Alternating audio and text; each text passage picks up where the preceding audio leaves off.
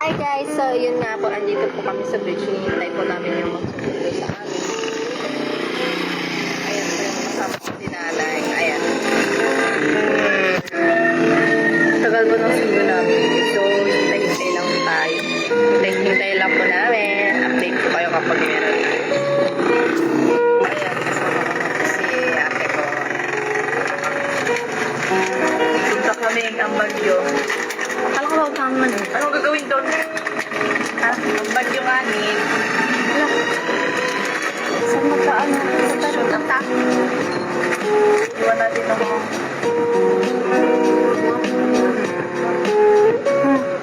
Mag-bird naman siya. Ha? Hindi sa akin yung cellphone niya eh. Tagal naman ng mama mo. So, ayun nga guys, andito na po kami sa 360 at papakita ko po sa inyo yung background. Ayan po, ang ganda ng view. Yung cellphone nga lang po ni mama yung gamit ko pang video dyan kasi pulowat na po yung cellphone ko. Ayun nga po, nagbi-video po ako pang reels na rin. At mga kasama ko pala dito ay sila ate, mama, lola, tito at mga kuya. Tamang tingin lang sila sa view at nag-uusap sila.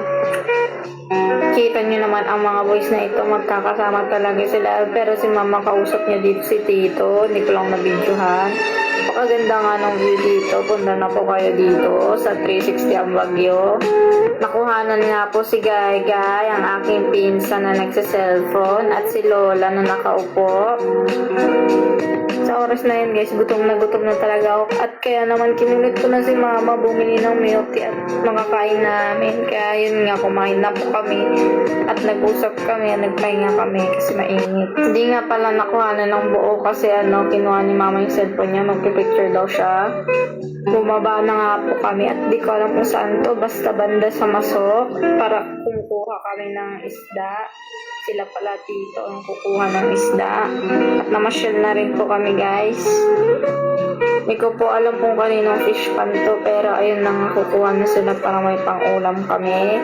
Bali sa lahat ng kinuha nila isa lang kinuha namin, pero sobrang laki, pero di na videohan sayang, di na videohan. First time ko pa man din ganun makakita ng ganung kalaking isda, pero dito sa video isa pa lang po yun ang huli. Umalis nga po ako pagkatapos na itong video na to at nag-tiktok ako sa cellphone ni mama, kaya nga naman hindi ko na-videohan. Pagkatapos nga po nitong video at madami na po silang nahuling isda, ay umuwi na nga po kami at hindi ko po na-videohan yung pag-uwi namin. Kasi po ayaw bigay ni mama yung cellphone niya. Sobrang dami nga po nilang nahuli, pero isa lang kinuha namin. Kita nyo naman, ganyan po sila manghuli ng isda Parang naligo na sila sa tubig dyan.